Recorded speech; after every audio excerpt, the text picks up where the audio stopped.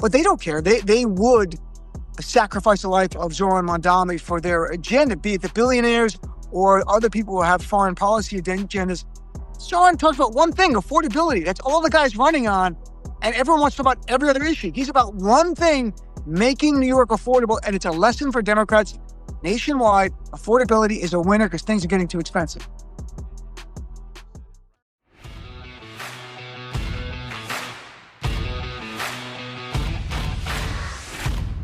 Dean and I are here on Substack Live because Islamophobia took over our Substack app algorithms. And literally, Dean couldn't find me and I couldn't find him. I'm like, damn it.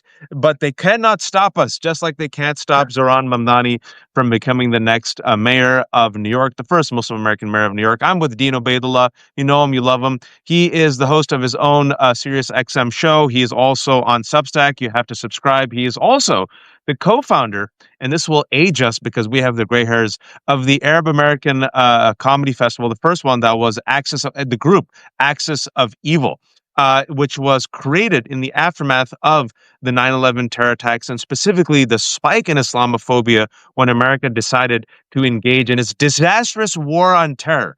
And folks, like I've said before, I'll say again, you think we're done with the war on terror? The war on terror ain't done with us, because the war on terror brought us, Dean, the creation of ICE. It brought us the Patriot Act. It brought us these manufactured wars against Iraq and against Afghanistan and against Yemen. So much destruction. And the Islamophobia was mainstreamed. And Dean and I lived through it. We went through it. And it was then, if you will, parroted by Donald Trump in his attacks against Obama. Even liberals were very casual with it. I'll take him at his word that he's not a Muslim. And then Bill Maher, that racist piece of shit, you and me and a lot of others have said, hey, liberals, maybe you might want to challenge him on his open anti-Arab, anti-Palestinian, anti-Muslim bigotry. And liberals were like, no. We need a seat at Bill Maher's table. It's good for us. And plus, he's good on all the other stuff. And so the reason why I'm saying all this, Dean, is we have not confronted or uprooted the anti-Muslim bigotry that has been so rampant in the past 25 years. And now it is rearing its ugly head in the worst ways imaginable with the attacks on Zoran Mamdani. But the one positive is it ain't sticking. The New Yorkers are like, this is ugly and we're rejecting it. But I wanted your take on it because you've lived through this and you're a New Yorker. Yeah, I'm a Jersey guy, really, but I live in New York City, and it's good to see you, my friend. What happened is it was really a mistake, honestly. There's two sides to this. There's the human side where this is horrible. The political side is the miscalculation of Eric Adams and Andrew Cuomo especially, and Bill Ackman and the others who are funding the anti-Muslim super PACs out there against Zoran. Is they made this a referendum on bigotry, not on policy, not on Zoran's experience or inexperience. They could have made headway in that he's only just turned 34. He's only been an assemblyman for 4 years. He doesn't have a record of policy accomplishments because he's a young guy. They could have leaned into that and maybe made some headway to the average voters. Like, you know what? Maybe there's a concern there. But they made it all about hate. When you live for New Yorkers, everyone gets this is wrong.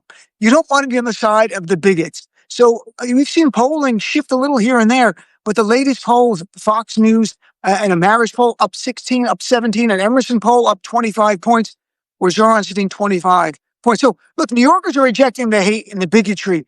That's important. It's not going to go away. My concern is that, as I wrote about for Substack last week, is they know they couldn't beat him. It was to incite hate and violence, specifically against him. And I was really concerned. But at the same time, I noted in my article, the NYPD is the best police force. It's the biggest police force, 35,000 strong. I have confidence they will keep him safe. But they don't care. They would sacrifice the life of Zoran Mamdani for their agenda, be it the billionaires or other people who have foreign policy agendas. Zoran talks about one thing: affordability. That's all the guy's running on. And everyone wants to talk about every other issue. He's about one thing: making New York affordable. And it's a lesson for Democrats nationwide. Affordability is a winner because things are getting too expensive. And you said it right, that it's not just the Republicans. I've been saying this for a while. It's the entire establishment that sees him as a threat. And my concern is for his security and his health. They have tried to destroy this man. I mean, this rampant anti-Muslim bigotry. Cuomo's running on it. The right wing's running on it. You're seeing now corporate media running on it, right? You saw Charlie Kirk doing it before he was killed by a white man because they have nothing they have nothing else left. They're like, we've thrown everything, and New Yorkers aren't rejecting him. So what should we do?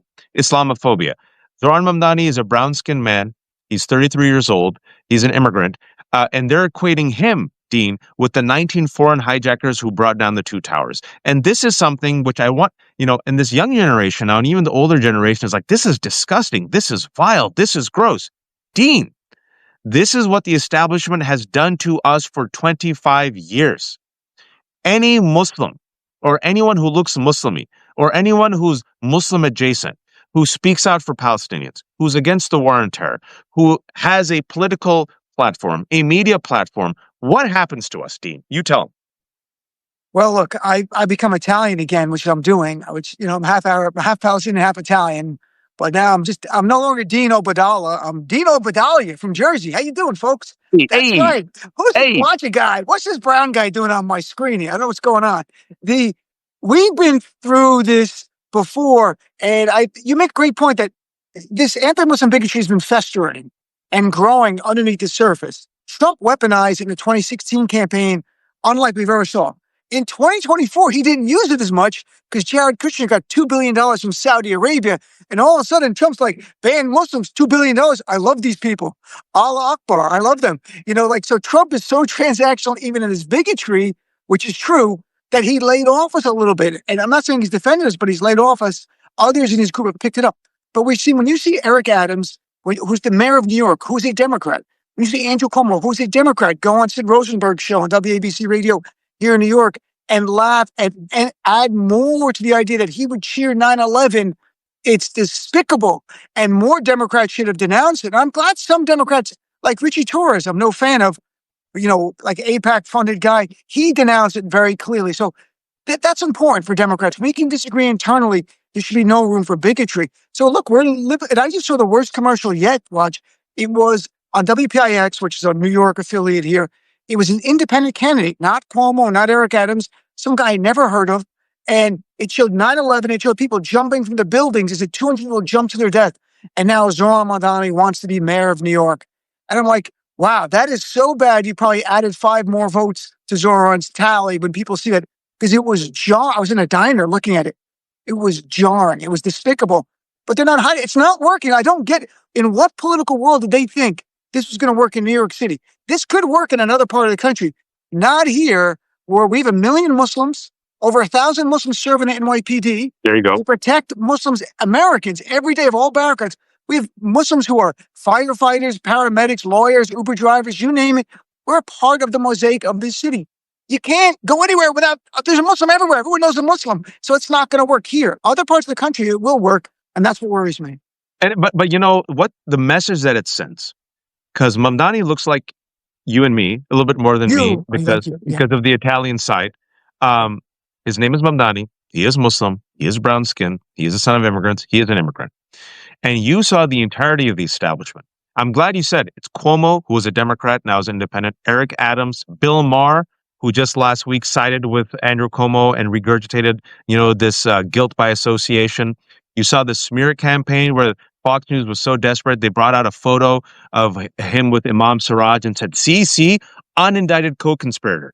And folks, I want you all to know that unindicted co-conspirator status, that was done in the aftermath of the war on terror. Republicans did that as a smear campaign against all these Muslim organizations and leaders. Unindicted co-conspirator. What does that mean? They weren't indicted. Right. But what deliberately was done by making them unindicted co-conspirator was a chilling effect, right? It neutralized them. These Muslim American imams, government leaders, and said, see, do you want to do business with an unindicted co-conspirator? And so that's what Trump is doing, right, with these attacks on his critics, these lawsuits, right? It defames a person. It burdens a person. It makes a person seem toxic. What's interesting is they've gone all in. And by they, it's not just Republicans.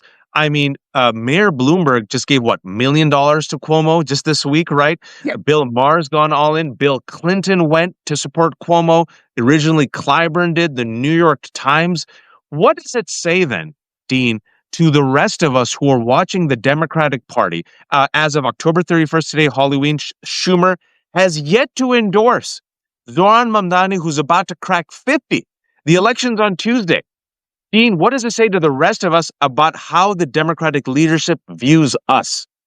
Look, the one thing I will say is overwhelmingly the Democrats in New York, the leaders are supporting Zoran.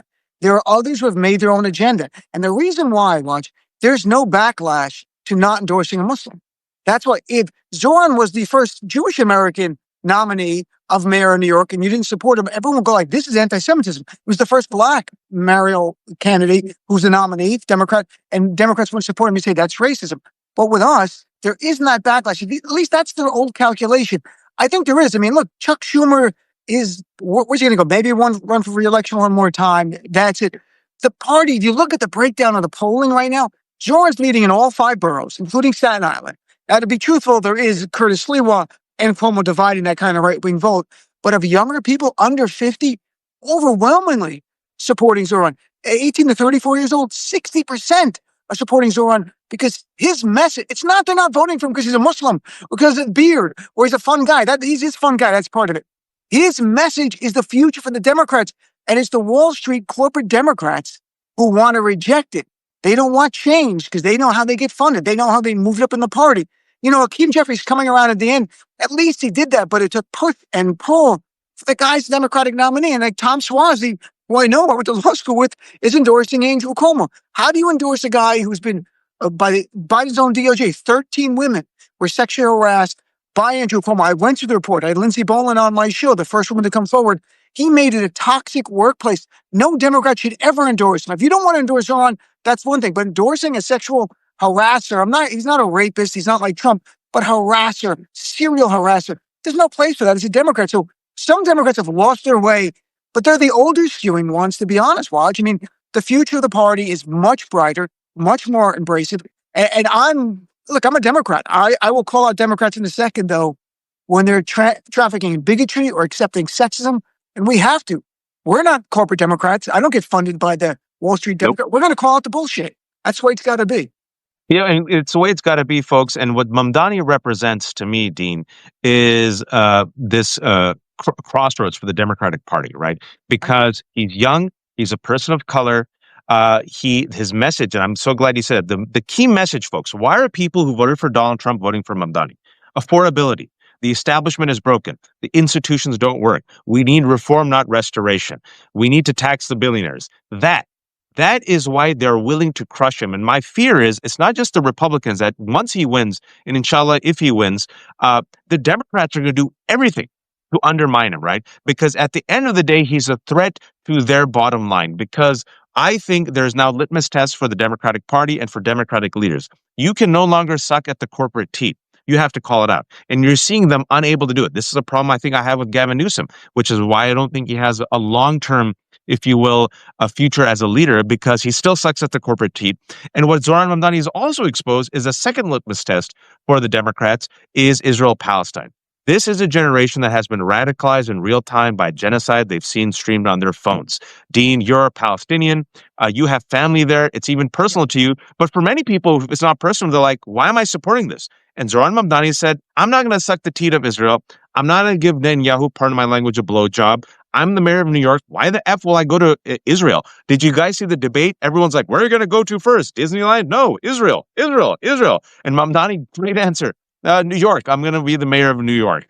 And that's the other threat because he called out the genocide, called out the occupation, he called out Netanyahu, and he said, yeah, I'm for justice and freedom for the Palestinian people. This should be billed as the haram Substack Live. It is very dirty. I'm kidding you. So find them all halal, but whatever, folks. We're joking. This is like Muslim. And I should mention, everyone, wins or on wins, there will be Sharia law, but we're going to help you. Me and Waj can help. For no more BLTs, just LTs. Sorry. But yeah, we're the moderate Muslims who will help you for a price. We will help you for a price. And not just 4 wives, 4 spouses, whatever you want, mix and match. It's going to be a great city. We're going to have a lot of fun because he's very Our Venmos will be open. If you want to be safe in New York City under Islamic law, just give me and Dean a little bit of money. That's right. Look, I am half Sicilian, so I can work that game pretty well. I got a lot of cousins we could talk to. You know what I'm talking about. And I'm South Asian, so if you ever want an Uber ride again in New York, you got to be good to me. You got a lot of things going on here. We've got the new mob. It's the Sicilian brown Pakistani Palestinian mob. Look, I've been Palestinian all my life. The issue has been watching the pain inflicted on Palestinians by Democrats and Republican administrations for my entire life, where people in our own community did not even demand Democrats give us a position on Palestine that was even humane, because we never knew they would never do that before.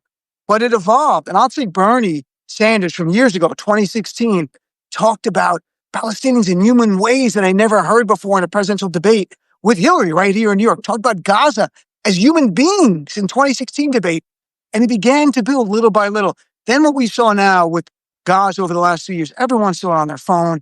You can't gaslight people to say it's justified in any way. Yeah. You want to use genocide or not, that's your choice. Mass slaughter of civilians, women and children and men, no one could deny that. And the infrastructure destructions by demand. I think Zoran's changed the game, where he talks about, of course, this should be in Israel. It's not like no one had a problem with South Africa. It was the policies inside of apartheid South Africa that were the issue. We're saying get rid of South Africa. We're saying that the Israeli nation, plus, should respect the Palestinian people, and they have to evolve in terms of policy. And how we get there is by grassroots change, and that's happening. So he says it should be there, but equal rights for all, which is something Palestinians and Israelis, theoretically, you would think would be fine. I know the reality, the idea of a Jewish state or not a Jewish state. It is a Jewish state. 80% of the country is Jewish, so it is a Jewish state. I don't know what people are talking about here. So it's a Jewish state, but we need a Palestinian state. And I'm really worried about Gaza. The plans to ethnically cleanse are not done. The West Bank, where my family is for generations, for the first time ever, we have settlers now trying to drive them from their land when they go to harvest the olive trees. My grandmother's land was already stolen by settlers decades ago. Now they're coming for other parts of their land. They've never been more emboldened. They want to turn the entire West Bank into like the settlements, Jewish only. They want to get rid of the Christians and the Muslims. It's important we make sure people understand there are hundreds of thousands of Palestinian Christians living in the Bethlehem area, the West Bank, within Israel and Nazareth area. They are suffering as well. It's not Jew versus Muslim. It's the extremist Netanyahu Jewish supremacists against Christians and Muslims or anyone who's not them.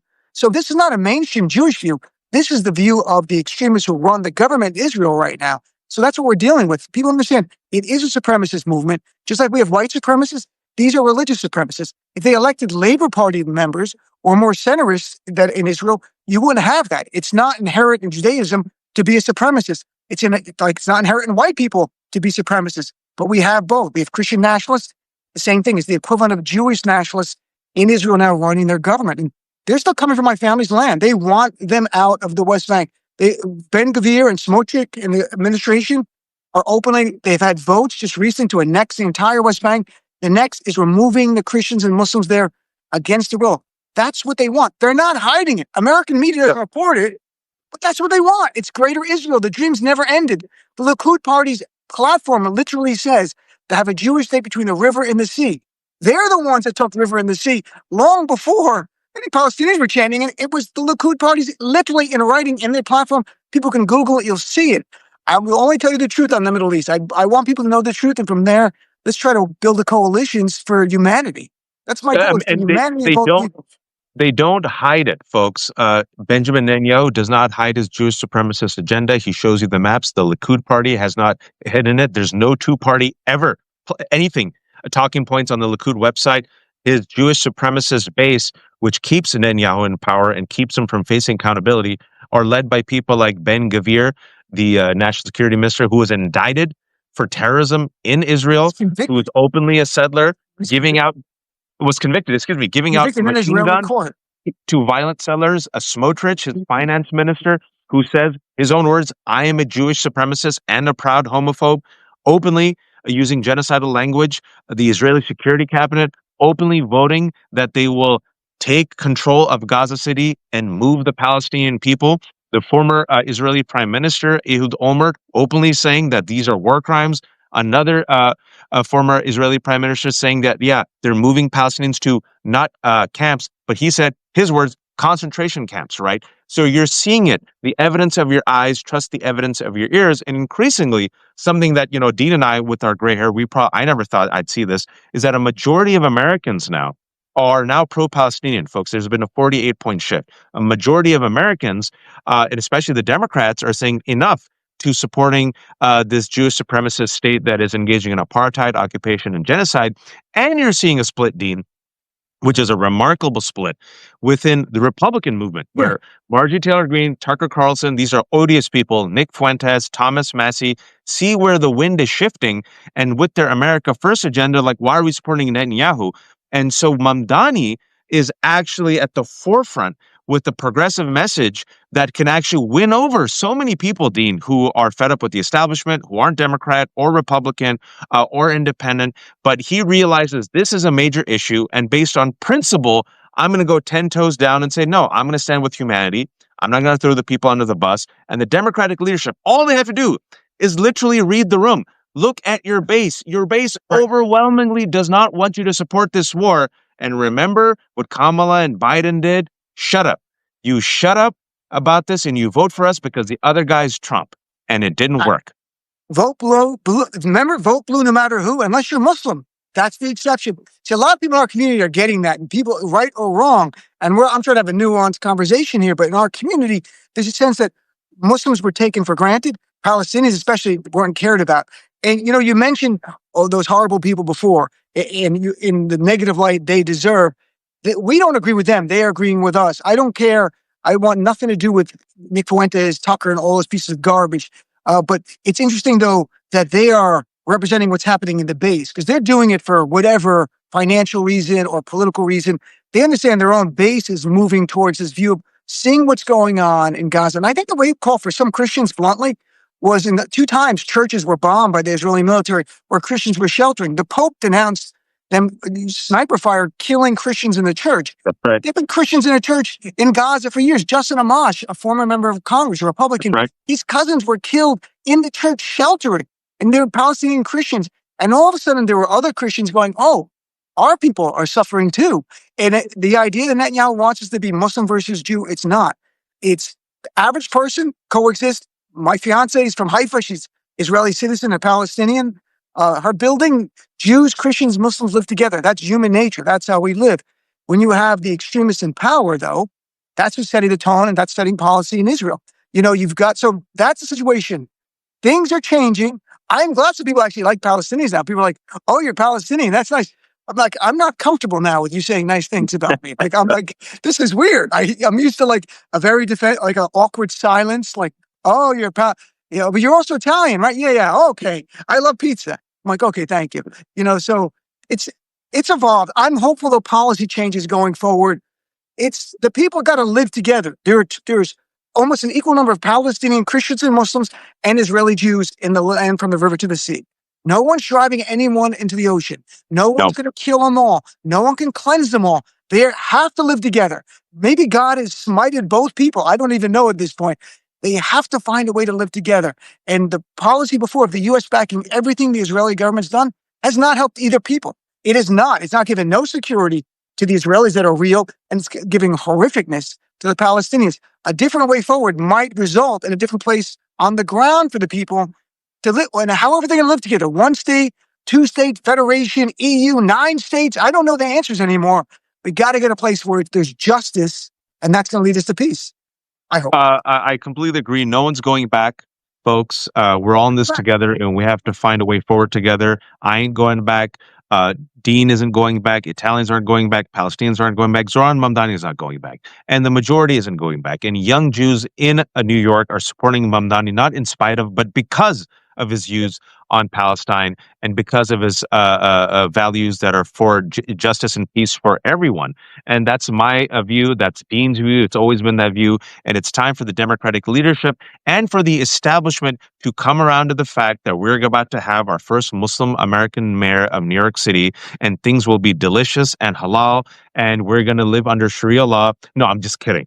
No, Sharia. They're going to take this out of context. Yes. Muslims joke about Sharia. Sharia is not coming, just so it's clear. The not Muslim version, the Christian version is already in 12 states where they ban abortion on day 1 of conception, and they want to do that across the country. That's a different form. It's not really Sharia, but it's the same idea, folks. Yeah, if you're worried about that, you should worry about Christian nationalism, folks. That's the real threat. It ain't us, 1% of the population. It's Christian nationalism. I'm going to let Dean go, but before I do, folks, I've been very lucky to have a sponsor for the first time of the show. I don't take any corporate sponsorships. I don't promote myself, but Ground News has come on, and Ground News is a fantastic resource. It supports allies such as Mehdi Hassan of Zateo, the IHIP ladies, Jess Craven, Qasim Rashid.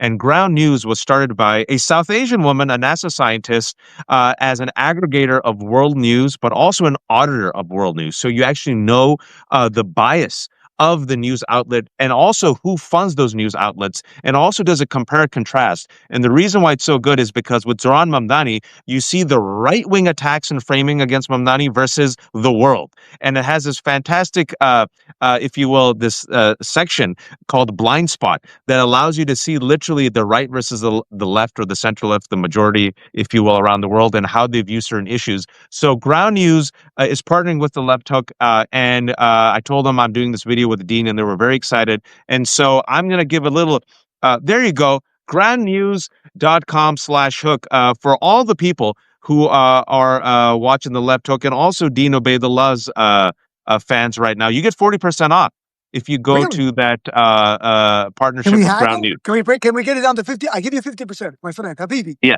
I give you 50%, sir. 50%, Thank you. 50%. 50%, So it's 50%. Ground News. I don't know if you all saw that. I tried to put it in there. It's groundnews.com/hook. Groundnews.com/hook. 40% off. I'm only partnering with them because I talked to them. I researched it. They're doing great work. You get to audit the news. You get to see who funds it. You see the bias. It's a great aggregator, and they support a lot of my friends and allies doing fantastic work. And then finally, I want Dean to shamelessly promote himself and something very important, the Arab American Comedy Festival. Well, first of all, congratulations on your sponsor. I don't have a sponsor, so if you're looking to adopt a Muslim, I'm available, folks.